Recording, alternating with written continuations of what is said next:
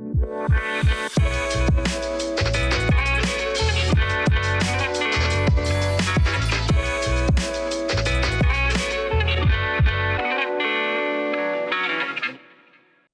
everybody, and welcome back to Made Possible by Pop Culture, the podcast, Season 2. This is the podcast where guests come to share stories from past and present pop culture that has greatly influenced or maybe even inspired them.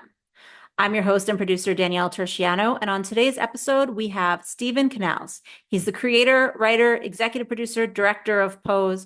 He's since Pose been directing shows from Class of '09, Love Victor, to Neon, American Sports Story, so many things. I haven't seen him in a while, so I'm going to say this up front. We get into a very lengthy and long-ranging conversation. So maybe grab yourself a snack, grab yourself a drink, settle in to listen to his past and present pop culture influences, as well as a discussion itself about influence versus inspiration. Stephen, it's so good to see you. I feel like it's been forever because I haven't left my house since the pandemic. So I feel like maybe I saw you virtually during the pandemic for Pose, but it's been a while. It has been a little while. Yeah. But I'm good. I feel like I finally bounced back, like recovered from that period of time that really wasn't that long ago, but feels like ages ago. Um, and it's interesting because I moved for Hmm. a period of time, so I was away from LA for nearly 3 years, and I just moved back to Oh, LA in wow. April, and that's been like a really interesting process to like get reintegrated and like it's been a little slow, but it's been interesting to like be back in the thick of things. I feel like if you hadn't said that, I wouldn't have known you left because you've been working this whole time. You've been directing a lot of different shows. I guess just not shows that shoot in LA. Yeah, I think the thing that's really fascinating that I've discovered is I think being in LA is important to launch a career. I don't think you have to be in LA to sustain a career. Mm. Um, and yeah, I mean, to your point, I think I've filmed 6 shows now post Pose, and only 2 of them filmed in LA. So I've kind of been all over. Like I've been to Canada, I've been to Puerto Rico, I've been to Atlanta. Like it's just, it's wherever the work is. Right. And I mean, I feel like that tracks. Like all I hear from people is, even post-strike, like things are slowly coming back, but they're not coming back to LA. And I'm hearing a lot, from honestly mostly actors about like, well, they're traveling all the time anyway, but there is such a question of like, well, do we have to live here? I toy with that all the time because certainly for what I do, I feel like I don't maybe have to live here. I don't know. It's a weird time. I feel like I don't know what I attribute it to anymore. It's a weird time. It is a very bizarre time in the industry, especially post strike. Mm. That I keep having Freudian slips and I keep saying post pandemic when I talk Well, about the but it's strike. both. So It is both, right? Like it's one that's after the true. other. And I feel like maybe some of what happened during the strike, like people were just after the pandemic, they couldn't take it anymore. And I do feel like how everybody in the unions rallied together. I don't know if there would have been as great of a war cry pre-pandemic. I feel like it was one, because it's one thing after the other. They went through so much not being able to work, not having good conditions, maybe having to come back to work before they felt like they were ready because they needed to eat. And then it suddenly was like, well, now if we have an opportunity to ask for better options and for living wages and all the things we should have had this whole time, I mean, we have to do it. Yeah, no, I agree. And it's the thing that I always come back to when I think about when I'm reflecting on the past 4 years is that we just have to give ourselves grace, Hmm. you know, and remember to institute kindness with ourselves because it has been brutal. It's been really tough. The last 4 years have Yeah. been so difficult and, like not to bring the energy down, but That's okay. That's usually what I do. Because you just said, "Oh, give grace," and I'm like, I don't give anybody grace. Like I should, but it's like a very clear reminder to me personally, like, oh, right, you're not doing what you should be doing. well, and at minimum, even if you're not giving grace to other people, you should absolutely give grace to yourself. Fair. Um, Okay. But it's just been a really tough time, and there was like for me personally, we had a lot of familial loss. We Mm, lost 6 family members over the wow. course of 14 months, um, between 2021 and 2022, and I think it's just working in the factory that is Mm. Hollywood. It's like you're just a cog in the machine, right? Like I'm on the Well, line putting things in the box, and it's you're a little bit hard. above the line, though. I mean, you create shows that is literally above the line. You direct literally above the line. Like you couldn't do it by yourself, maybe. But I don't feel like if you feel like you're a cog in the machine, I'm using air quotes, I feel like that's not giving yourself enough grace. Fair, and I'll process that after this Okay. conversation. But Okay. it's hard because at the end of the day, like there's still gatekeepers, right? Like even if you're creating a show, Mhm. like you still have bosses and you still have, people that you're accountable to, and the money's not coming directly out of your pocket to Right. pay the folks who are working with you and et cetera. So I think at the end of the day, it's like, you look for ways to have like agency, but ultimately it's tricky Yeah. because you're navigating these waters where, like I'm still, regardless of what my station is, I'm still one fish Mm. within a greater pond, the pond being Hollywood. And so that has been it's just tricky waters to navigate. Um yeah, and so the last couple of years I think have just complicated that Right. process even more. And I think, to go back to what I was saying around like sort of feeling like I'm on the line, sort Hmm. of, it's like, okay, maybe I get to take a couple more breaks and I get paid more Hmm. because I'm creating. Um, but I'm still hyper aware that like, when I look around, all of us are still sort of like, what is happening here? And I think I, Oh, I yeah. think the way to sort of personalize it and make it more specific is, like if you look at the television landscape post my work on Pose, and Yeah. and if I look at my own career and what development has looked like for me over the last 3.5 years since the show ended, um, a lot of what I hear today is very similar to what I was hearing Mm. 5.5. Oh, it's been a little while No, now. it's been more than, 6 years ago when I yeah. was pitching the show, right? Like, I'm still hearing the same, this queer and trans content is really niche, and so that it's just been a little tricky because I think some of that has been exacerbated by the Mm. strike, where I think people are even more hesitant and more risk averse than they may have been prior to the strike. And so, I think it's just a matter of like trying to find places where you can still be creative and feel good about the work and not feel like you're compromising your values and what's most important to you. Yeah, I was going to say, I do think that's really important. Just, and I was going to ask you later, but maybe we could talk about it now, just in terms of like after you do something like Pose, which is so important to you because it came from you and it has this great message and it has these characters we've never seen before. Choosing projects that feel just as important and not just choosing them as, well, I've got to continue. I've got to eat, I've got to pay my mortgage. I want to make sure people know I'm still in the business, even if they're not buying my next show.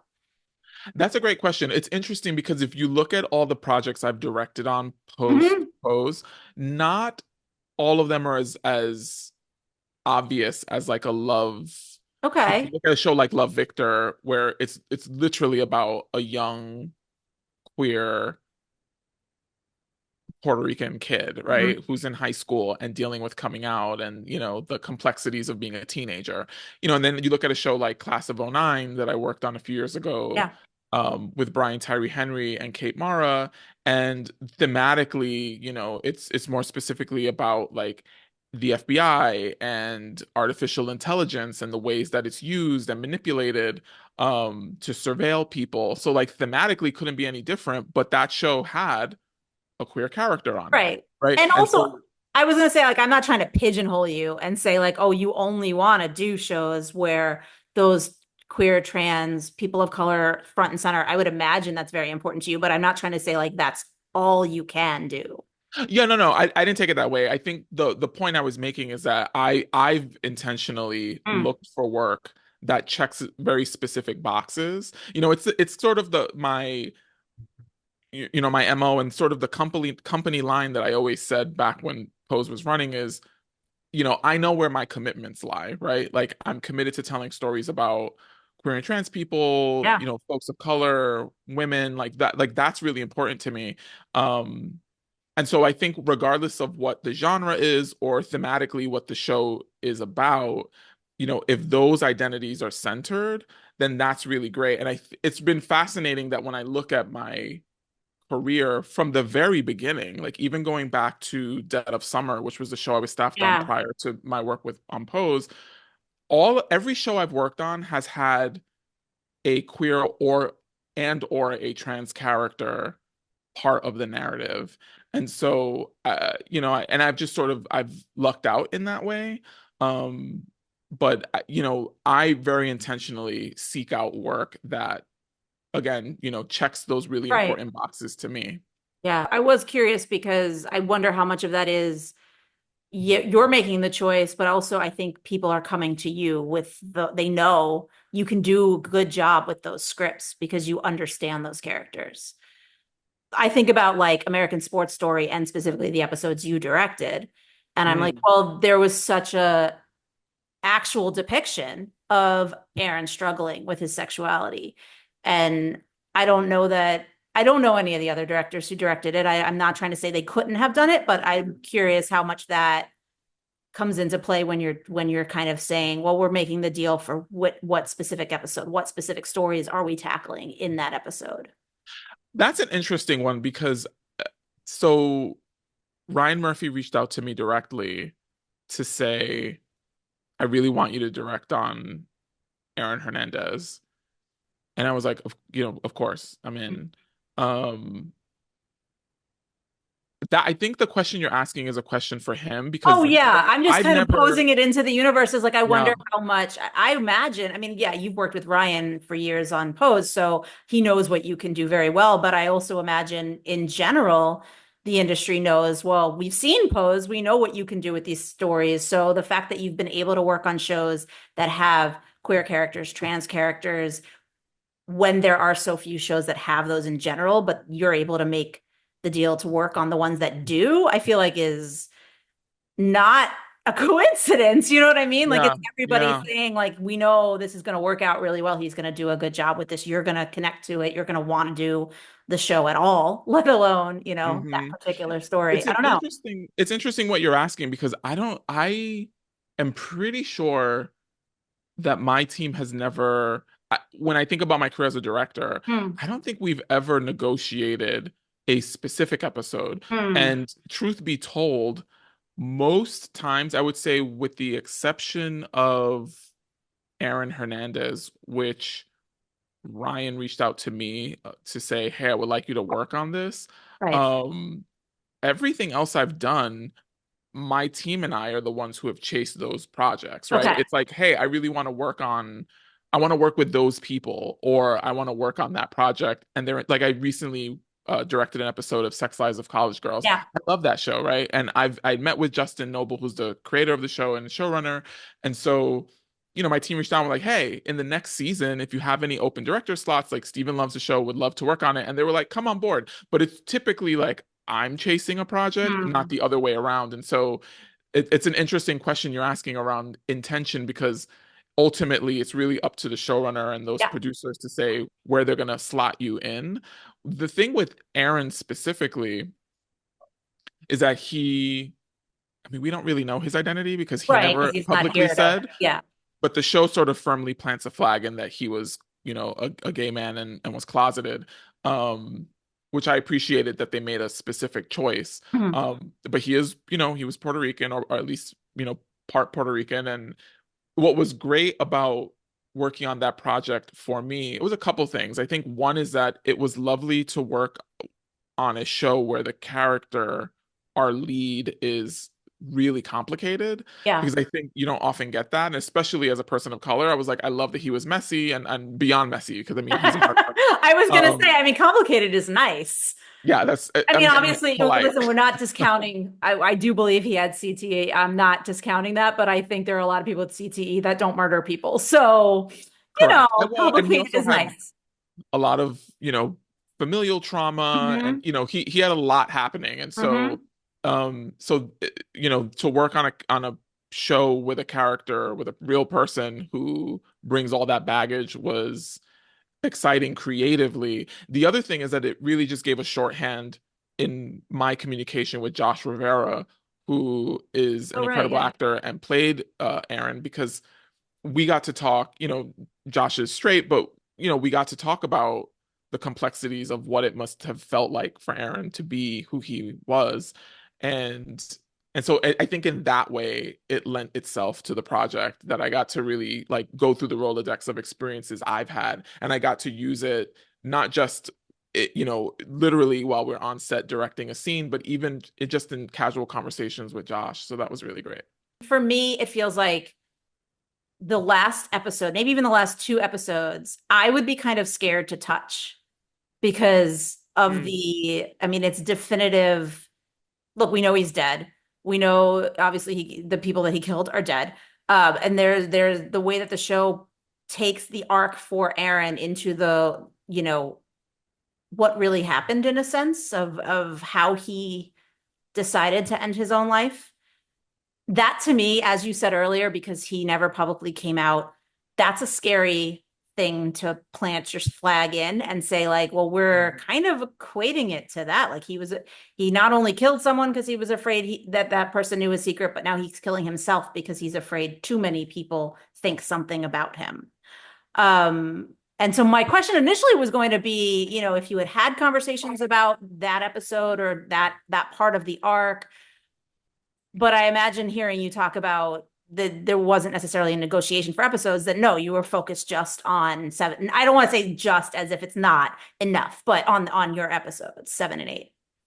Yeah, it's fascinating because truth be told, I'm watching the show in real time like everyone else. So I've not seen um the end of the series. Mm. I haven't seen any of the episodes that bookend my episodes. So I directed episodes 7 and 8. Mm-hmm. 8 is, I believe, titled Odin, Mm-hmm. which is the episode where he murders Odin Lloyd, who Right. is his sister's, his girl, his His the fiance's sister's fiance's boyfriend. sister's boyfriend. Um, and so I don't I haven't I read episodes 5 and 6. I haven't seen them. And I didn't read, or I haven't watched 9 or 10. So I'm not quite sure exactly Okay. where they go Well, that answers with the my arc. question, just in terms of like, no, there wasn't necessarily a concern about it or a conversation about it because you're focusing on what honestly, I think the episode where he murders Odin, like if that was the singular episode you did, that's a lot. Yeah, There's and so much happening. absolutely. Well, I will say, like, when I read the episodes, 7 was great. I mean, I really loved 8. I thought 8 on the page was just such a beautifully written, like just a really brilliant script. And I Yeah. was like, whoa. I was very surprised that I was being handed that script, because typically, like, I would assume you would go out and get the most experienced, or like a really heavy hitting director. So to be handed that work, and Yeah. the other directors, I mean, like folks like Paris Barclay Right, and right. Carl Franklin and Maggie Kiley. Like, you have really incredible directors, and folks who have a lot more experience than I do, who are directing on the show. So uh when I read 8, I was a little like, whoa, I was Mm, very surprised, but really just humbled. mm. And I think the most conversation that I had regarding that episode was with Jay Alexander, who played Odin on the Yep. show. And he and we spent a lot of time talking about the real Odin Lloyd, and wanting the episode to honor his memory and honor his life. And, it was, I know Josh had a lot of conflict around some Mm. of the things that uh choices that Of Aaron made. course, yeah. And it was really tricky for him to navigate how to express that. Can I So ask it you was, one question about that? Was mm. one of his conflicts, should he wear this white hoodie when he's going to murder someone? Because I was like, the blood's going to go everywhere. The blood is gonna go everywhere.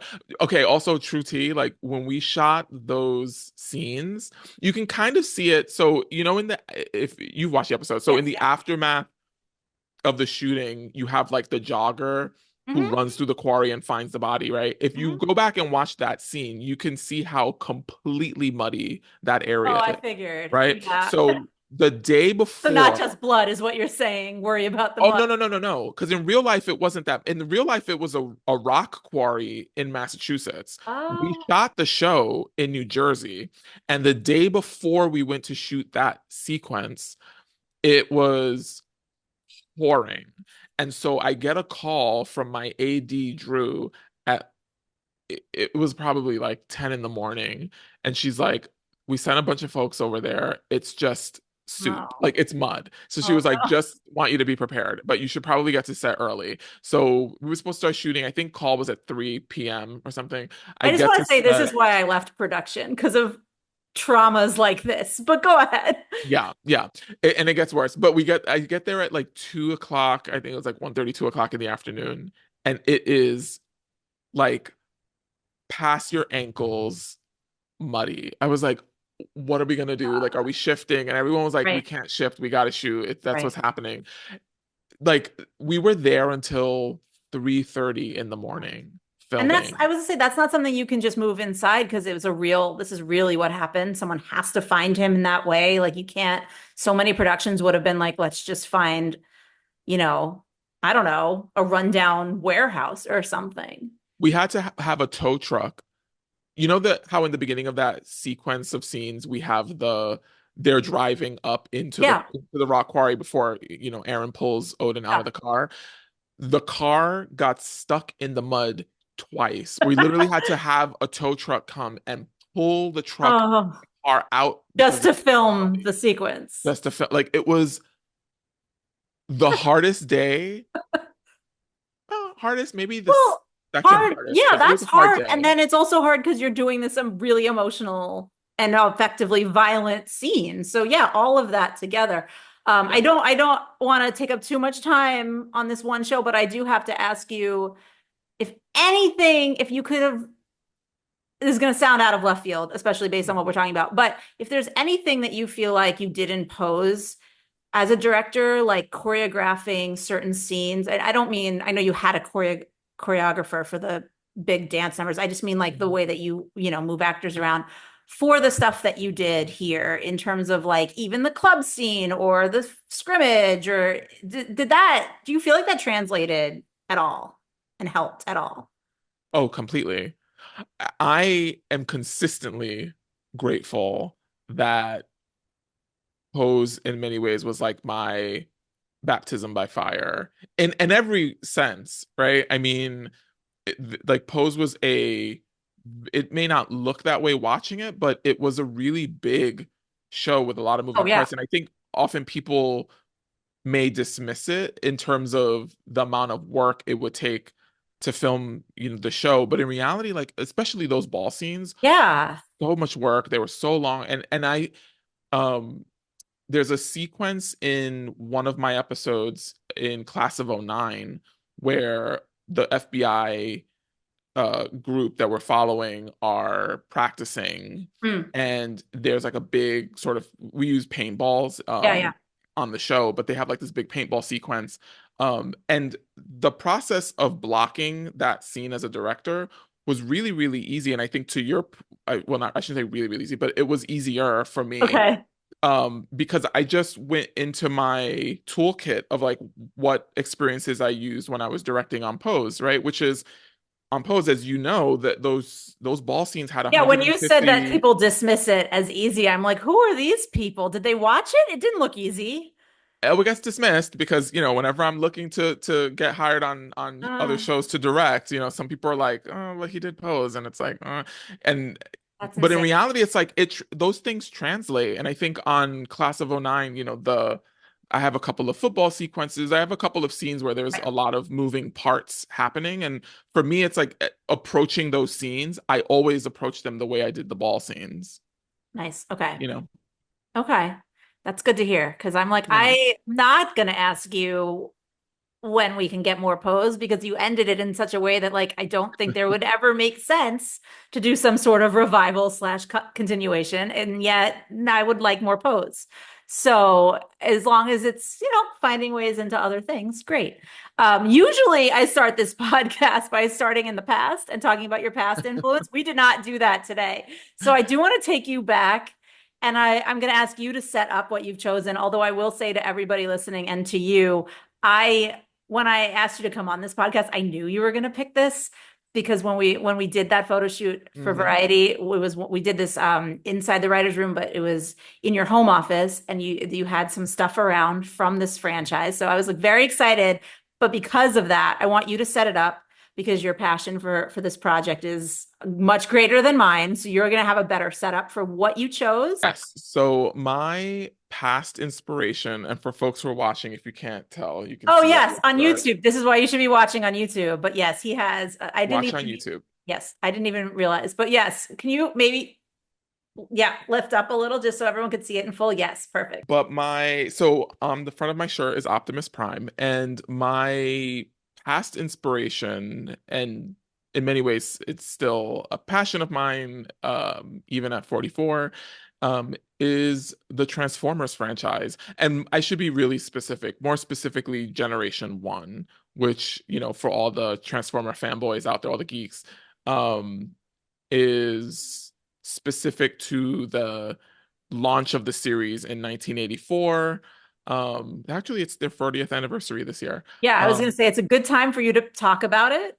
I yeah, also, the way that you said, like, even now, I was like, that's why I'm doing this podcast because, like, the point is that something stuck with you so important. That was so important to you then. It's still important to you now. And, like, that is, I don't know. I just feel like that kind of fandom, as you said about yourself a minute ago, gets dismissed. And I don't like that. I don't like when we dismiss completely. these things. So, anyway, go ahead. And for a multitude of reasons, like, I mean, I think I'm maybe less inclined to consume all Transformers content that's coming out today. Although I will say, like, I saw Transformers 1 in the theater and I loved it. Like, I thought it was so good. And, there's so many moments in the theater outside of just laughing, because it's actually a very funny film. And the voice work of Brian Tyree Henry, Yeah. who I got to work with, was fantastic. But uh there was so many like nods to the original series, to the animated series that came out in 1984, and that was like a fan, and like it made me feel like a kid again. But it was so lovely to see those characters on screen, and and the theater, when I saw it with my friend Carlos, and in the theater there were all these, we were like the only we're the only adults with Else, no kids. It was all parents with their children, and there were that's little boys good. and there were little Yeah, girls, but right? that's what I was gonna say. That's good to me is that the new version, first of all, reaches the original fans, that it's still something that everybody wants to see, but also successfully reaches the next generation, that you're not Completely. just making something for one or the other. Like I think that's how you grow as we look at things like Star Wars, that's how it grows. But that I was going to ask you about the gender diversity because the one thing that I will say about the original Transformers, I could never get into it because it just felt so stereotypically male Yeah. that I just didn't connect. I didn't dislike it necessarily, but I wasn't like, "Oh my God, I have to watch it," right? And I looked it up later and realized, well, there was only one woman doing voices. Whether she did more than one voice, I don't remember, but there was literally one woman in a cast of like a dozen. Well, Now, and to be clear, more. she didn't even get, I mean, so the character you're talking about is RC, who Right. Well, debuted yeah. in the animated film Transformers the movie, which was in 1986. This was already after 2 seasons of the Mm. animated series, and she was the only one. Oh, well, that's not true. Then they introduced Alita 1. Okay. And Alita 1 is the character that Scarlett Johansson voices in Transformers 1. So, yes, no, there isn't a lot of gender parity there, but But that's um okay because it wasn't for everyone then, but it is now, it sounds like, is based on your experience in the theater. but here's the thing. Can I push back on that a little bit and say Yeah. I think it was, I would argue that it was for little girls then as well, because Okay. I think about like my childhood where, as a kid I'm definitely a product of the 80s. and I loved so many of those big franchises that are still massive today, right? So outside of Transformers, like I love Ninja Turtles and G.I. Joe and He-Man and Thundercats, but I also watched Gem. Like I Yeah. loved Gem and I liked to watch. I wasn't as big on like My Little Pony, but I did watch it. But like Gem was my jam. Like I loved that animated and like that was clearly made for girls, right? And so I think that there's something about those animated shows that Yeah, they should cross over they more. feel very gendered, and yet I Right. think in reality, like anybody could have watched No, them, anyone you could have know? watched them. Maybe I shouldn't say, maybe just I would still speak for myself and say when I, Mm, watching, I didn't watch the original the Transformers movie when it came out. I literally watched it when you said you wanted to talk about it for this podcast. So I watched it twice in the last like 2 weeks because the first time I watched it, I was like, I knew I had seen the cartoon, like the animated series from time to time, but I couldn't remember a lot of it. So I was like, I need to watch it once and then see what I actually understood, let's say. mm, Because I was like, I was having trouble as an adult tracking who was who and what was happening. And I was like, this is bad. And this is not because of the movie. This is because of me. So I watched it again and enjoyed it a lot more the second time. But I think it just kind of reminded me of when I was a kid. I was like, I think the not connecting that I was struggling to remember who people were was similar to when I was a kid because it did just for me felt very again just stereotypical what they thought boys wanted at the time. Like mm, the fight sequences, there were so many of them and they were well yeah. done. Animation was cool. I loved how they used like actual music underneath Yeah. them. But so that's why I was like excited to talk to you about it because I'm like, these are all things you must have really loved. You know, it's well, and the movie is so specific because it's very different from the animated series. Like, obviously, the animated series didn't have, a soundtrack or anything, not in the way that the movie does. But, um, and I will also note, I think like a lot of kids of the 80s who loved the franchise, the film scarred me because Oh, Optimus Prime dying in the film, like, okay. I still remember being in the theater, sitting on my mom's lap bawling Okay. after he died. I And don't you even know were that I like watched the 4. back half. I was six going on seven. Okay. The Um, reason I'm asking is because I was wondering that. I was like, I feel like Optimus Prime dying for some people is what Mufasa dying in The Lion King was for others, if that makes sense. And completely. but for me, when I watched it as an adult, I was like, but he's a robot. Why is he dying when the other one can be put back together? So, but obviously that's because I'm watching it as an adult. And yeah, as a little kid, I'm like, there was some stuff in that movie that I was like, oh yeah, this is maybe a little mature for you. Too mature. And I think the thing about the film, that specific moment in the film was loss was already so omnipresent in my life. I think Hmm. to personalize it, when I was 4 years old, which funny enough is when I was first introduced to let me just backtrack a little bit and say Yeah, that the Transformers as we know it today started in Japan as right, just simply a toy line by right. Diaclone, right? And so it really was just these, they were planes and trains, different kinds of automobiles and transportation that transformed into robots. And the company Hasbro ends up buying this, the rights to this toy line, and then they repurpose it. So Marvel was part of that, Marvel Comics. And so in Hmm. 1984, well, before 1984, they have Dan Budiansky, who was a writer of the Marvel comic Transformers, they have him take all of these toys and give them Right. personalities, right?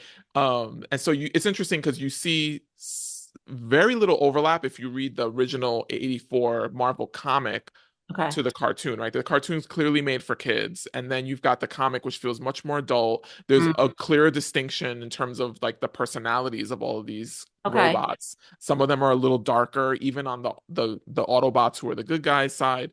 So it's really fascinating. But all that to say that Dan goes and he creates this huge mythology and world, Mm. gives all these characters names and personalities, and between Marvel and then Hasbro, they take all of that and they create the toys, which come out, I think, in the summer of '84, just before the Right animated before the series gets show. launched in September of 1984.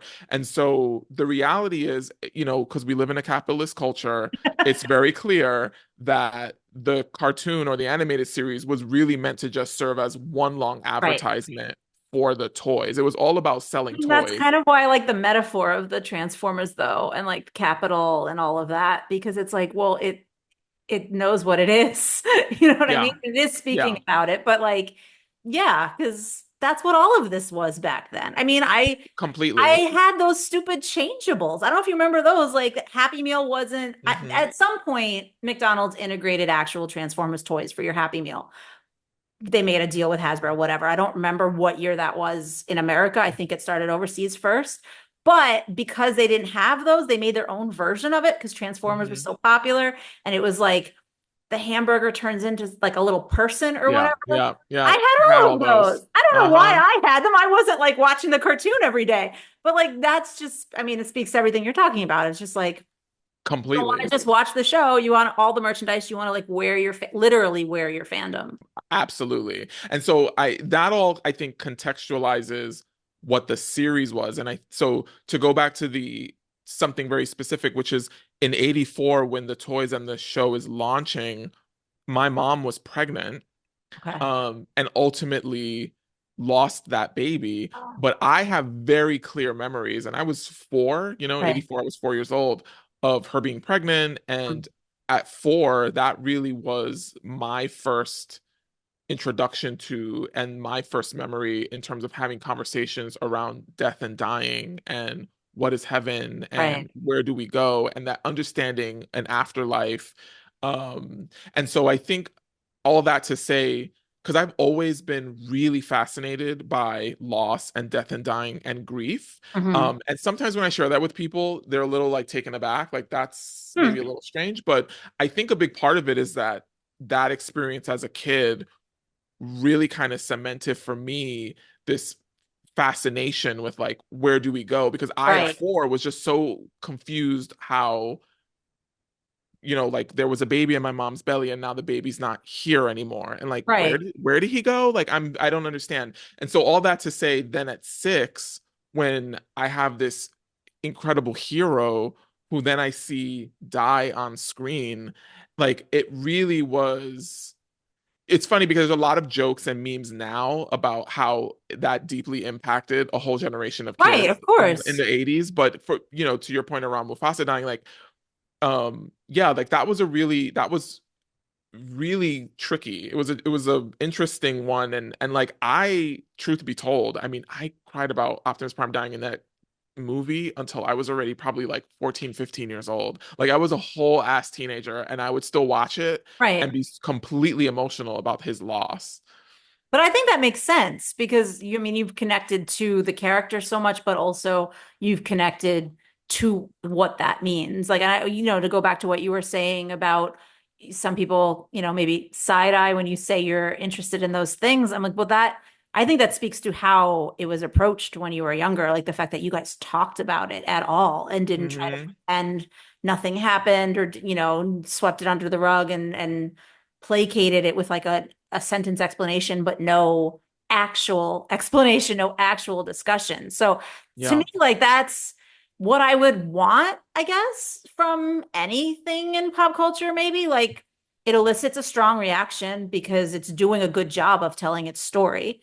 And then when you go back and you watch it again and again, it should still elicit that. Like you've Yeah. maybe see it coming on the second, on the third, on the fourth watches. But I mean, if it's done well, like I can't watch Billy die on Pose and not cry. Do you know what I mean? Like Yeah. it's Yeah. it's done Yeah. well and it means something to you. You feel it every time. Like I don't know. And I'm not somebody who cries a lot. So it's for me to say that it has to be done really well. Yeah. But I mean, in these situations, obviously it was. Well, and when I was a kid, I cried a lot. But I Oh, also, I think the other thing is, to your point, something that just occurred to me as you were speaking, which is what to me, it speaks to the power of story and Right. why, for Yeah. me, it's always important that everything is done with intention.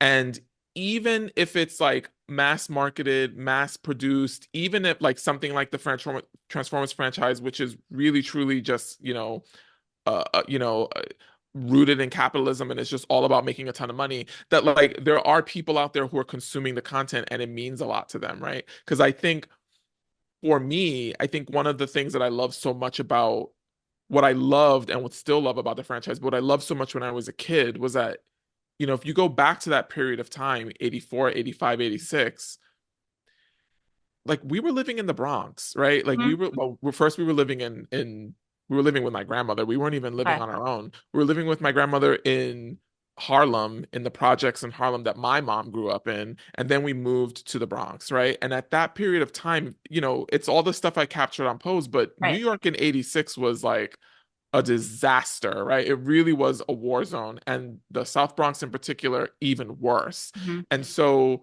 for me, watching the animated series, if you go back to the pilot, the three-part pilot of the Transformers animated series, Hmm. it's all about them crash landing on Earth and this young boy named Spike, Yes.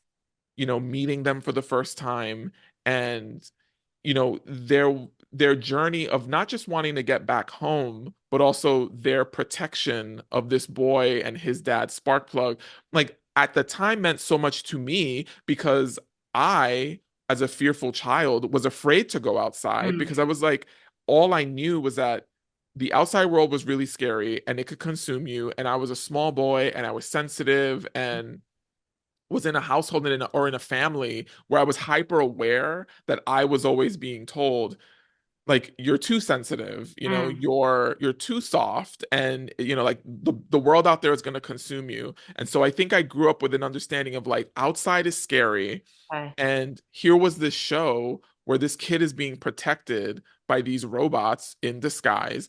And I really think at 4, 5, 6, in my head, I was like, oh my God, the Transformers are real and they are Mm. going to protect me. And what made it, it's funny to share this because I don't think I've ever shared this out loud publicly No, with anyone, I is get it that though. when I was a kid, in front of our building, this was in the Castle Hill section Okay. of the Bronx, right outside of our building was an abandoned yellow Volkswagen Bug Oh that no. looked just like Bumblebee in the animated series. And so as a kid, I remember, I'll never forget the first time seeing him and being like, oh my God.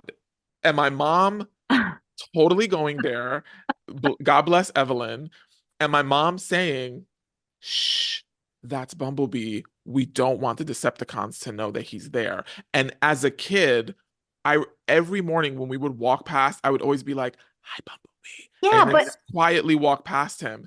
I really believed that that car was Bumblebee no, and no, that no. he And was and protecting honestly, me. again, and it's like your mom seeing that and seeing that it's helping you, like encouraging it, I think is fantastic. I have a lot of conversations with people on this podcast where I just keep hearing stories of like how their parents encourage them. And I was like, you know what? That is it. That's the thing I was missing. That's Hmm. why like I have the attachments I have to certain things or, whatever. That's my own. This is not my therapy session. But I mean, but that to me, that is because I was going to ask you before you said that part of the story, when you said you felt like they were real, my instinctually, my follow-up question was going to be, well, like what happened when you found out they weren't? But realizing that it wasn't necessarily, oh, I have to find something else to protect me. We're going to play into this for a little bit longer so that I feel safe. That I think is a really cool story. And I will say, like, even after, I mean, obviously you get to the point where you're like, once you start getting into those preteen years, you're like, it's an animated series. Like, Well, I get it. I get that people created it. Like, I had an of understanding of course. it. And even then, there was always a little bit of like joy in my heart whenever I walked past. Okay, here, I'll tell you this story. And if anyone scrolls through my Instagram page, Okay. if you go scrub all the way to the beginning, you will find this image and it's still there. But this will show you how that still sticks with me. So there's another character on the animated series named Cliff Jumper Hmm. who is not a Volkswagen Bug, but is kind of like the counterpart to Bumblebee. He's another really small Autobot, and he's a little red car. And when I first moved to LA, so this was in 2012, I lived in West LA, and I went Okay. to the Ralph's. It was the Ralph's off of West Olympic Boulevard. Not Ralph. No, no, no. It was I Ralph's. don't It's the know. Ralph's. I mean, I don't know what's if it's still there or if it was there then. I have no memory. I We'll think it's trust still you on the there. Ralphs. It's a supermarket. You could I just say think it's there. supermarket. It's there. But Okay. there's a Ralph's, and then there's like a Trader Joe's across the street for folks who are familiar with West LA. So I go to the Ralph's and I pull into the parking lot and I look, and I think it was Thanksgiving Day maybe. I park the car and I step out of the vehicle and I see basically Cliff Jumper parked in the parking lot, and I grab my phone immediately and I take a photo and I posted it. So it's like I said, that Okay. post is on my Instagram page. But I was what, a whole ass 32-year-old at that point. Like one of my childhood best friend, Brian. Wait, that feels kind of like a sign though. Like you just came to LA. This thing that made you feel safe when you were a kid in New York is now being like, you'll be safe here. No? Oh, I've never thought of it that way. For me, it was just like I mean, obviously it's just a car. I just mean like if you're I don't know. Maybe I just read there's too much always into it. it's interesting because I think if I really spend time in the Rolodex thinking about what I felt in that moment, because this was, over 12 Of years course, it ago. was, yeah. Um, but it's probably the same feeling that I have every time I walk into like any of the parks at Disney World, right? Mm. It's like I just become a whole ass child again. I'm like it doesn't the magic of it that they say that they're creating. I am like, I'm buying it hook, line, and sinker. I'm like, yup, I want the magic. Give it to me. Like, I don't care if I can see the zip line attached to the character's back. Like, I'm like, they flew. Right, Like, it right. just You have like to. I Otherwise, love that. it's not worth it. Like you're first of all, Disneyland, you're spending so much money. It's not worth it if you're not buying into the magic because then you're just complaining about the heat and the lines and like the food prices. And then like, why are you there? You know what I mean? It's Unless not unless fun. you do the VIP, which is Is that the one where so you're great. famous and they take you around? Because I can't do that when I'm not famous. They won't take me around. No, not famous because anybody Okay. can do the VIP. Okay. You spend a lot of Good. money to do it, Sure. but it's like you have to it's expensive, but Sure. the best way to go through those Disney parks is through the VIP experience. It Okay. is so great because you have like it's like a personal concierge who just takes you around to Oh. whatever ride you want to get on. They take you to the front of the line, so you just Hmm. get right on the ride. Like my sister and I did it 2 summers ago, I think, and we went to all four Disney parks in Orlando Whoa. in how long did we have it for? For 10 hours. And we Oh got my on every ride that we wanted to get on. And That it see, was that all the is big worth it. rides. I feel like it's probably not worth it in Disneyland because I feel like I get to go on everything I want to go on just going for a day anyway.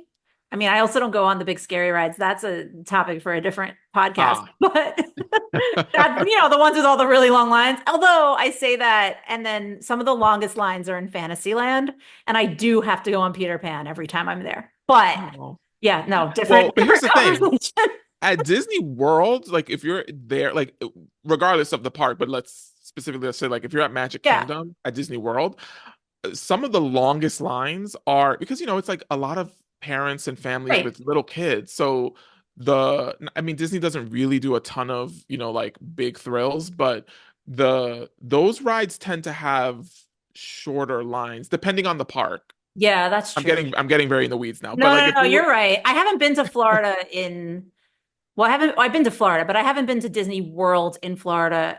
Oh, I want to say like 25 years. that Yeah, long? yeah. Because the last time I went, I was still a kid. I was still a teenager. Oh. And then my friend had a bachelorette. People have heard me tell this story before. My friend had her bachelorette at Harry Potter. And she wanted to do Ooh. Harry Potter in Orlando, and I said, "Can we stay an extra day and do Disney?" And like we couldn't. I didn't like pose it to her like change your bachelorette, but I was like, maybe we'll do that. Maybe I'll do that, but I couldn't because of how my work was at the time, and then I just Mm. haven't. Then it was a pandemic, and like I just haven't gone back. So Well, if you want a taste of, well, no, because you've done Harry Potter already. Because I will say, like the parks here No, in I do these all the time. LA are not my favorite. Like Oh, even like Orlando's Universal parks, like knock it out of the park. because Like they the have the one space. here, There's no space here. That's the problem. Like they have so much yeah, real estate and they can expand or they like even if they're taking down an attraction to revamp it, it doesn't feel as intrusive because of the space they have. Like right now, I've been bitching about this for weeks. Haunted Mansion is under renovation and they mm, reopened it sort of so that people could have the Nightmare Before Christmas experience this holiday season, but like a lot of that park is still just all scaffolding and construction zone. uh, It's I don't know, it's just because it's built at a 3/4 scale, it feels like you're on top of each other on a good day. And then yeah, when you add all that construction in, I'm like, that's where I lose the magic. Like that's where sometimes I'll walk into Disneyland and be like, this is not fun because look at all the stuff that's under renovation. I feel like I'm back in New York where you're just yeah. walking under scaffolding your entire life. You're like, are they actually fixing this building or is the scaffolding what is holding it up? I'm no Well, and longer I sure. think part of it too, though, it has to do with, to your point, it's all about space. Hmm. Because if you're in Orlando, like the last time I was there, which was 2 summers ago, at Epcot, which you have to go just so that you can ride the Guardians of the Galaxy roller coaster at No, Epcot you is just said roller coaster. I'm afraid of roller coasters. oh, that's it Yeah. doesn't go upside down and there's no big Oh, okay, then drops. maybe. Because yeah, it's the upside down. It's the ones that like Yeah, no upside down and no okay, massive drops, but okay. it is one of the best roller coasters I think I've ever ridden. It is so fun. It is such a great ride. Like, oh my God, please go to Epcot so you can ride that ride. But anyway, last time I was there, they were doing a bunch of construction and it didn't interfere. But again, those parks are massive. Right. So it, even having like a little, like a couple of, like having scaffolding, and gates up was like, it's fine. Like it doesn't Yeah. ruin the illusion. I think Yeah. Disney and Orlando, and I would say Universal, do a pretty good job of like incorporating it so it feels like it's Hmm. part of the general surrounding. Yeah. I don't know. I also am just bitter because Haunted Mansion is my favorite ride. And I'm like, oh, that's the Is one that's it? closed. I will wait until Oh, it reopens to go back. Because I like regular Haunted Mansion, not Nightmare Before Christmas. So oh, I love the I don't feeling of dislike Nightmare. Nightmare. I just like the other one better. And you're So kind of your shirt is giving a little nod to Jack Skellington right it's now. not intentional. It's just stripes. But yeah, it's stripes and it's fall and I was cold, so I'm wearing sleeves. I mean, I was not assuming Disney was going to be like your modern influence, but I do want to kind of turn like, when you have something like Transformers that touched you so much, like you loved it, you consumed it, not just as like a viewer, but all the stuff. We didn't really talk about the stuff necessarily, but as I said earlier, anyone wants to go find this, it's in the Variety archives. We did an Inside the Writers Room where we see some of your Transformers stuff. Mhm. When something means that much to you, and then you go on to this business where you're creating content. I hate this. I'm sorry. I shouldn't have said content. You're creating shows that you're putting as much passion into. What is the level? What is the thing that then captures your attention at this moment in time? Like, what is the stuff that you feel like is influencing you now? That's a great question. And in our exchange prior to this conversation, it was, as you know, it was really difficult for me to like really key into something that, because I could say I'm influenced by art and pop culture Sure. today. Um, but inspired just has a Oh, different, just connotes something very different to me. fair. Yeah. And I think, like a lot of what I love, I find inspiration in. Um, but if it like inspiring me feels just wholly different, right? Mhm. Like when I think of inspiration, it's like, oh, I want to get up and actually do. Yeah. Where I think influence feels like it gets me to think, right? Like, and that I love. Like, I love feeling like, oh, this work makes me want to be a better artist, Yeah. right? Like that to me feels more in line with like being influential. which is different from inspiration, which for me, I would say inspiration is I've consumed something, I've taken in art, or I've read a book or listened to a song, and now like, I have that thing that happens, at least for me, where it kind of feels outside of myself, Yeah. where I almost go on autopilot, and my brain, whether I'm actively thinking about it or not, is just generating a ton of ideas, and it's manifesting itself in a way where I'm like, it's living in me, and it's just wanting to rip out, a Mm. la like a, chest burster from Alien. And I don't know that I'm consuming a ton of content these days, whether it's movies, music, television, that is doing Yeah. that for me, which is No, sad to say, but but here's the thing, though. That's why I wanted to have this conversation because you took a lot of care in how you just answered that about like influence versus inspiration.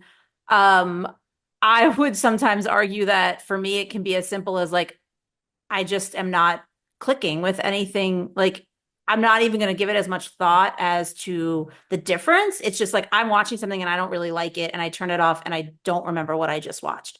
And that is not necessarily a knock on the people that made the thing that I just watched. Maybe it's where I'm meeting it, where I'm at in my place in life and in what I'm watching.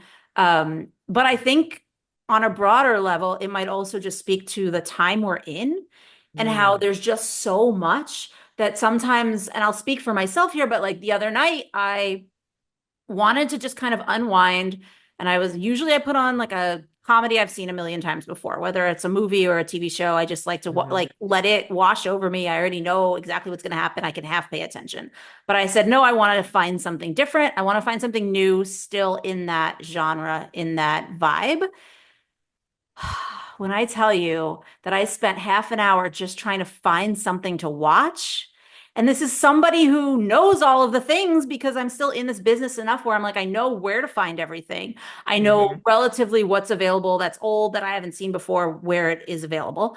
And I know like what is new and even I still get screeners. So like I know what is coming that I have available to me. And it was just like I would watch something, I would like flip through the trailers or the queue, and I would just kind of, that doesn't look that interesting. That doesn't look that interesting. mm, And again, I think it was me, but I think it was always like, also, there's just so much of it that the one thing isn't standing out because they're all kind of the same. Because a lot of what people are even buying, it's like, well, they successfully did that over here. We're going to do our version of it.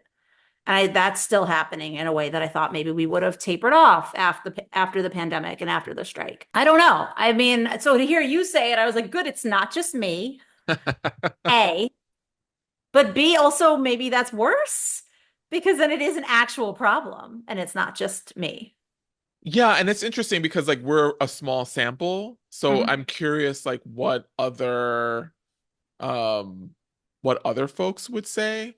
I Mhm. haven't had this conversation that often because I don't get a ton of people asking me what's inspiring you, Sure. right? So to be Good, because fair, I don't want a lot of people to do the same podcast yeah. topic. So don't ask the question at all, folks. No, but so so there's that. Um but with that said, I mean, I think the things that I'm watching or listening to or, reading that are influential are great. Like I'm loving them. Um, yeah, but I find that like I'm more when I think about inspiration, it tends to be me going back, Yeah. right? It's always like I'm revisiting things. So for example, like I love the movie Working Girl, Okay. right? The Mike Nichols film with Melanie Griffith and Sigourney Weaver. Um, and Harrison Ford. And I just adore that movie. I think all those performances, including Joan Cusack, are delicious. Like just such a beautiful, and I watch it every year. That's a movie Okay. that I watch every year. And that's one that I always go back to. And I think it's inspiration for a lot of reasons. I think a big part of it is Tess's journey that Okay. I see a lot of myself and my own journey in that, it's like this woman who's living in New York, and when she starts off, she doesn't have a lot other than her ambition and her passion and her gumption and and she's just gonna fight for the thing that she wants. And I adore that. And I think in Yeah. many ways I still feel like that person.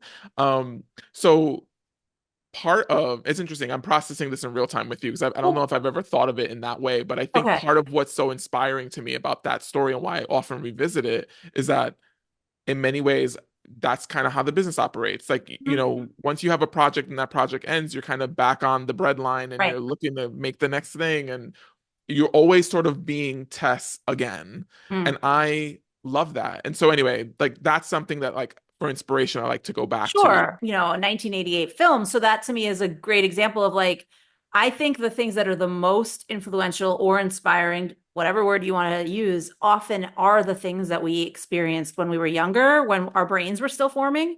And I think part of it is like, as we get older, our standards may be different, but also like our level has been set. Like our expectations are higher because we have these memories of these things that meant so much.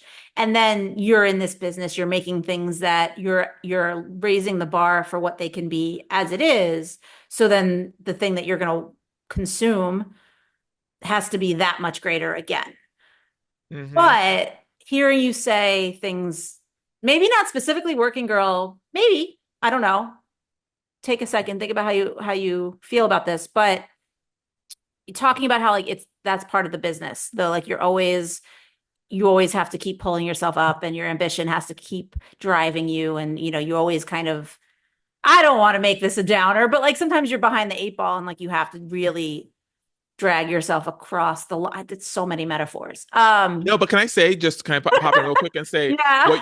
what you're speaking to, I think that it's not a downer, and I'll tell you why. Okay. Because even if I mean it's sobering to know that you're constantly going to have to go back to start, right? Like that's kind of what working It in this business depresses feels like. me. Yeah. Fair. I think in a lot of ways, like again, to do tons of metaphors, I think the industry feels a lot like playing Monopoly, where you just, Mm. you're in jail and now you're like trying to roll those, what is it, like the double six so you can get out. Mhm. Um, and you're always kind of like you're making your way around, and now you're back in jail again. And you're like, damn it.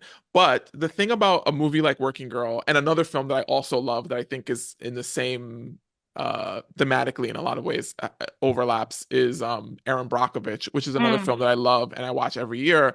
And I think the thing with those films is like both of those women in both films are just working their asses off, right? But Yeah. they make it. At the end, they get there. Like Tess gets the office, like True. Erin takes down PG&E and she's able to get money for all of these clients. Like, so it's I mean it shouldn't just be about the final destination. They always say it's Right. supposed to be That's about the true. journey, but the thing is like there's so much to take away from the journey. Mm. That's inspiration, right? Is that every time I watch it, it's like they didn't give up, and even though Mhm. they had the odds stacked against them, they persisted. And I think that to me is inspiration, like seeing that's what it is really. There's my And that aha makes moment. sense in terms of like why you are rewatching it, especially as you're on your own journey of like, well, what's the next thing I'm gonna sell as my own show? What's the next thing I'm gonna direct as somebody else's show, etc. I grew up on so many shows where it was, or not even shows, but like movies, like fairy tales, where like the end was all there really was sometimes. Like Hmm. they market that message of like the prince kisses the princess and they live happily ever after. And it's like, well, no. Like the Yeah. journey of what they actually would be in a relationship is the story that we should have told, but you just told me it's over and we assume they live happily ever after. Like when you were just telling that story about Tess, I was like, well, she gets the office, but I don't assume that it goes well for her because sexism still exists and like there's all these other Yeah. things. You know what I mean? And like Aaron Yeah. Brockovich is a real person, so like that's other layers. That's how my brain works and how cynical I am. Mm. So I feel like you talking about rewatching them certainly enough times that even if your brain goes there once, maybe the next time you watch it, you will get the inspiring message out of it. Like that, I feel like I need to train myself to do with certain things. Not just go to the Yeah. things over and over again that are my comfort shows, but like the things that are, still quality things that I maybe again wasn't in the right headspace for at the time. That's true. That's fair. You know what's the other thing too? It's interesting is as you were speaking, I was just thinking about I just had a thought about a piece of work that I don't know that I've ever considered it to be inspirational. Um, yeah, I'm gonna have to. I guarantee Okay. once we're done with this conversation, I'm gonna come back to it, and then I'll have a whole lot more to say. I know Okay. that everyone. I was hesitant to mention it via email when we were exchanging about this conversation because so many other people have talked about it on the Okay. podcast. But Uh-oh. you already know what I'm gonna say, which is I might. Beyonce's Renaissance Okay. is one of those I pieces didn't know that that that was definitely what you were going to say. Well, so, but that is at least specific. Sometimes people just email ultra. me back like the person's name, and I'm like, that's so broad. Like, are you inspired by the music? Are you inspired by a particular album? Are you inspired by their business sense? Like, Beyonce's Renaissance tells me a lot, I think, about where you're at and why that's inspiring. Yeah, and it's You can interesting. talk about it if you would like to. I'm not, I mean, I would never turn down the opportunity to talk about Beyonce. I just also, it is very interesting how many people at this moment in time, you're right, are being like, that is my inspiration. Yeah, and it's interesting because on your show, because the conversation is specifically around what inspires you, that's been the focus of talking about her Right. album. And I don't know that whether it's when the album dropped, whether it was when I saw her live here in LA. I don't know that the conversation has ever been around the album itself being inspiring. It was always just it's a great album Sure. Yeah. and it's lovely that she's also highlighting this community. Her work feels like kind of like a for me feels a little bit like a distant cousin to Pose. So like I feel ultra connected to that specific and I've been a fan of hers Right. since going back to No No No with Destiny's Child, but I think including the remix with Wyclef. But I think that um the the album itself, it's interesting because it feels very much in conversation with Pose, and maybe that's part of the reason why I've never thought of it as being inspiring. But I think what's inspiring about her and her work, and that I think it really comes through in that album, is just her willingness to be honest through her Yeah. work. And I think that's maybe the thing that it's interesting. I'm having a lot of aha moments as I'm having this Yeah. conversation with you. Because when I think of inspiration, it's funny. Maybe I need to redefine it now in my mid 40s, which is that it doesn't always have to be, I've listened to this song and it gave me an idea, and now I'm going and executing said idea. But I Like, I think think that's okay if that's what it means to you. I mean, I don't think you have to redefine it. I think then you're just maybe using a different word when you're talking about other things, as you were mentioning Well, earlier.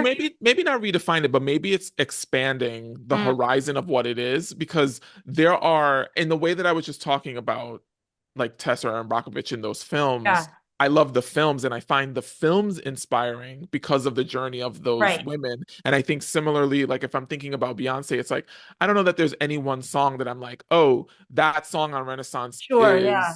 is inspiring to me, but I think the thing that's inspiring to me about the work is her, right? Right, It's like her willingness to be like, I'm gonna continue to evolve as an artist. I'm gonna keep taking right. chances. I'm gonna keep pushing myself. That I'm like, oh, wait, I want to do that as an artist too, right? So it's interesting because it's like I don't know that I would have ever thought of that as like, oh, that's inspiration, but I'm like, oh no, but it absolutely Yeah. is. That Yeah, there are people doing work that I'm like, I want to do work like that also. yeah.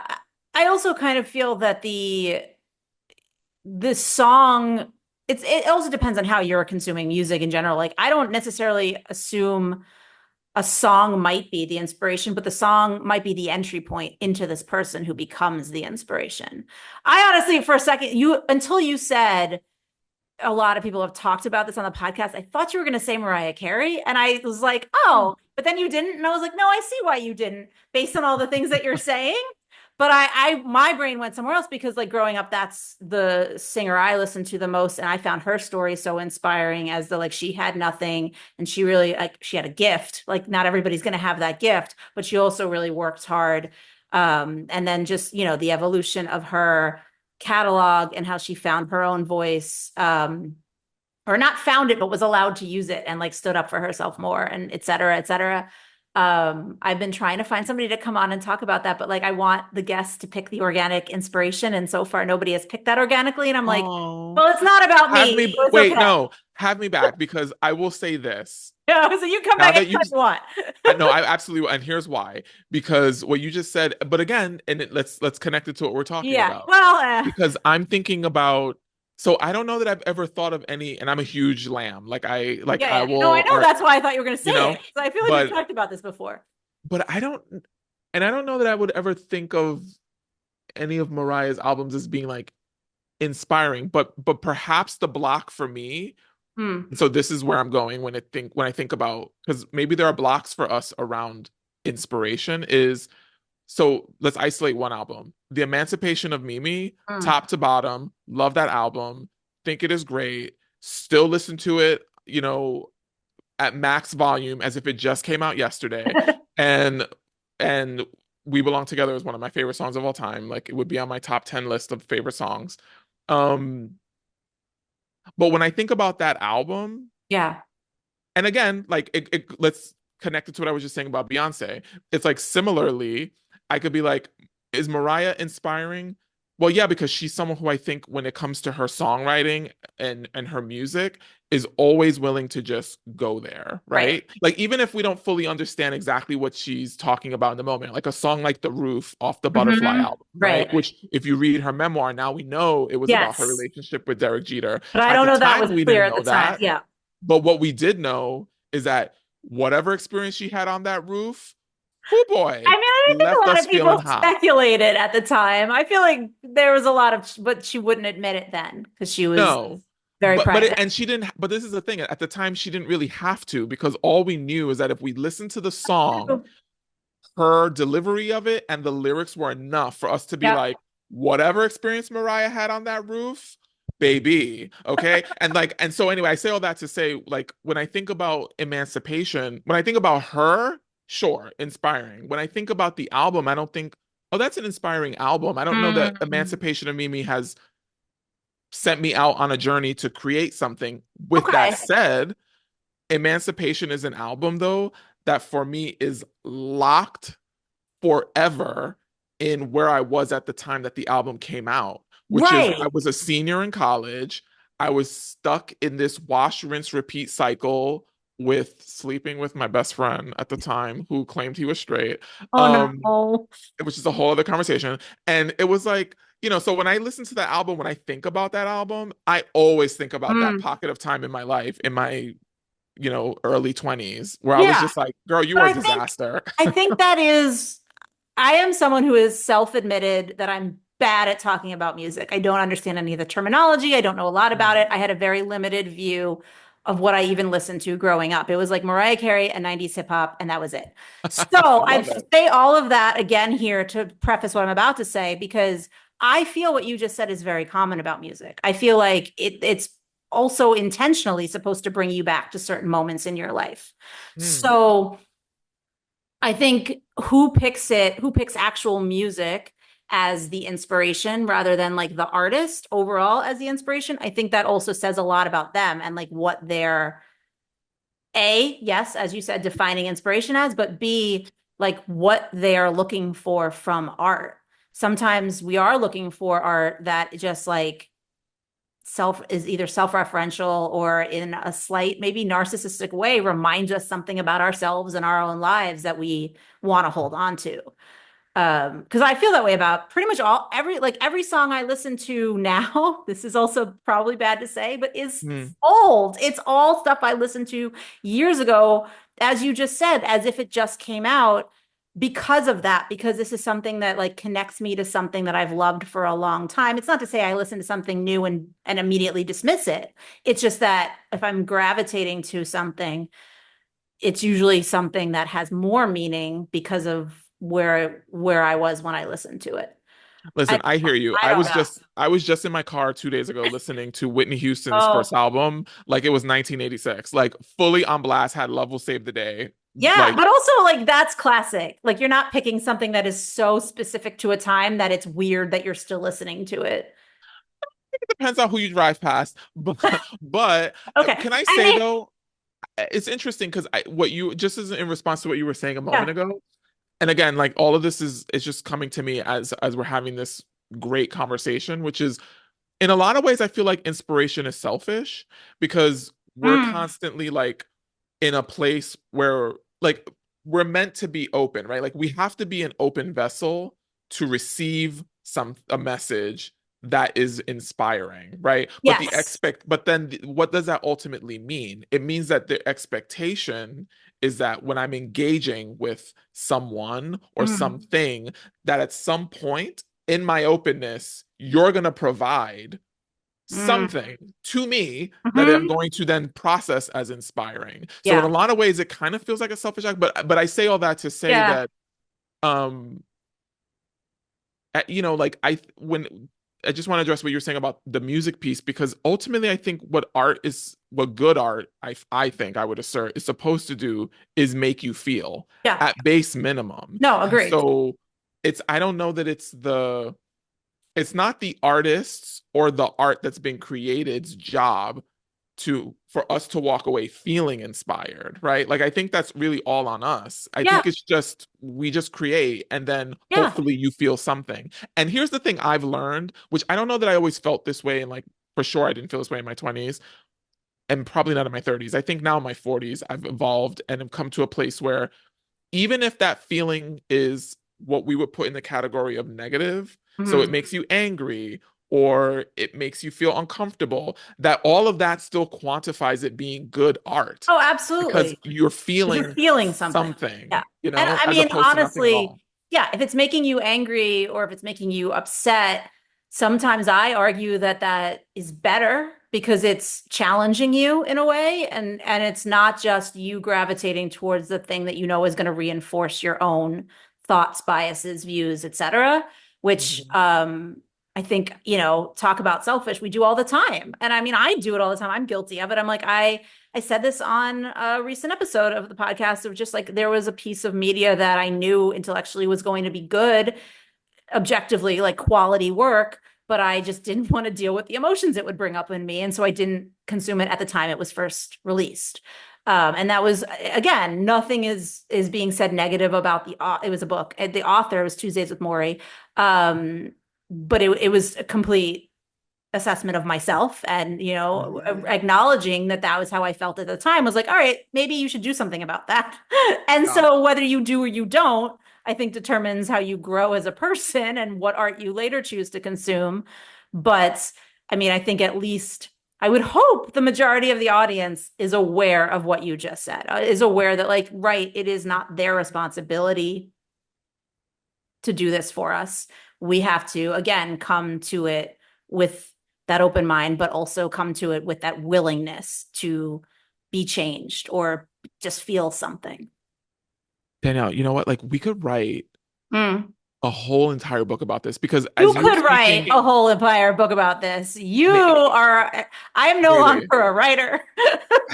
As No, someone, well, I can mean, I I say say that and I say that because like when I was working in journalism, I was an editor and I was writing way more than I should have been writing for staffing reasons, support, budgets, etc. But also what I was realizing about myself, which is ironic because now I have a podcast. I just was sick of hearing my own voice. I was like, Mm. I'm not, I'm trying, I would rather edit. I would rather help other people shape their stories. I would rather like champion the next generation. I'm old. Like, and people are like, don't say Yeah. that about yourself. And I'm like, I don't mean it as like a negative, I'm dying tomorrow. I mean it as like I can see that there are other people better to tell this story than me. And like, Yeah, that yeah. should be Hmm. okay. So, but you can write this. You should totally write this book. I would read it. I would have you back, get to talk about it. If I ever go back to journalism, I would write about it or assign someone else to write about it, and I would edit the story. I Yeah, just might. You know why? Because good. I want to just say this because when you were talking about Tuesdays with Maury, it made me think Oh, about the other side of inspiration and that it can be such a fickle friend. But this is where what I was saying earlier around it really is specific to us and not the art yeah. or the piece itself. In that for you.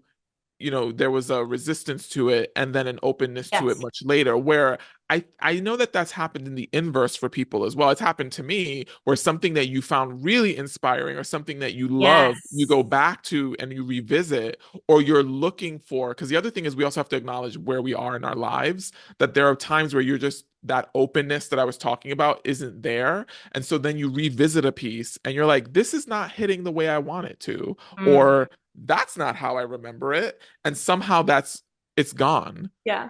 And I think there's something really fascinating about that as well. That like that somehow inspiration is like a little elusive, right? Like I think we're always going to be on the search, Yeah. like on the prowl looking for it. And how fortunate we should be. I guess maybe this is the ultimate thing that I'm realizing. I'm having another aha moment and I'm saying it out loud, which is like every time we have a moment where we find inspiration, like, and we bottle it up and hold on to it, how grateful we should be that we found it Mm. because Yeah. we don't always.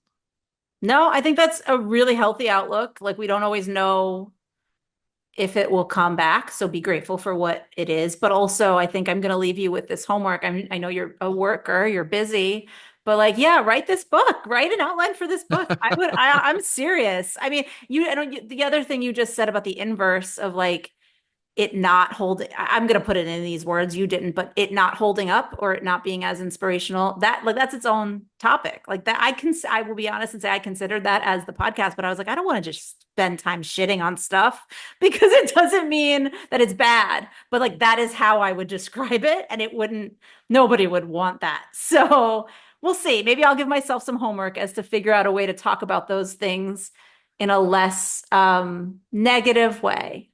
Thank you so much to Steven for coming on Made Possible by Pop Culture, the podcast. And honestly, thank you to his dog for making an appearance as well. If you follow me on social media, you know I love dogs. That made my day. Maybe it even inspired my dog to grace us with his presence again and wander in the background of an episode.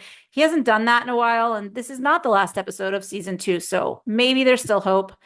Let's all keep our fingers crossed, and let's all consider watching this podcast on YouTube in the future so that you don't miss fun little things like this. I won't call them Easter eggs, but maybe little bonus visual moments.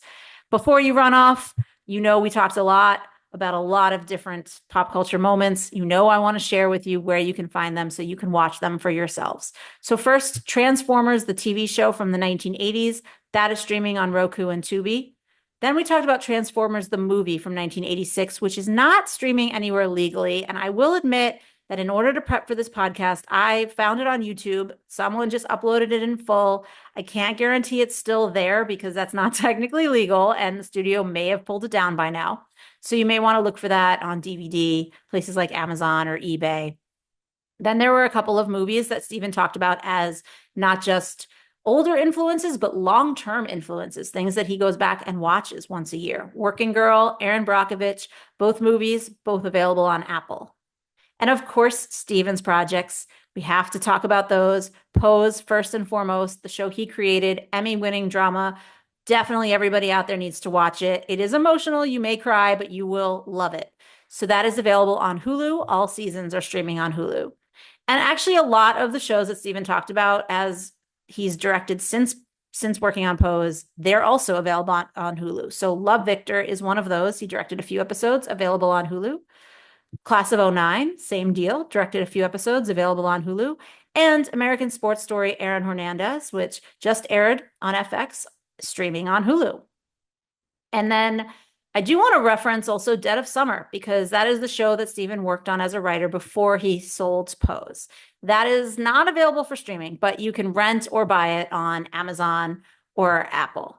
And then he also directed Sex Lives of College Girls, a couple episodes. That is on Max. And you know what? It's new season. So everybody, a lot of homework, a lot of options. Homework feels unfair, but a lot of options for weekend watching, weekend binging, or just a list of pop culture to consume over the next few months, as I know you all live very busy lives.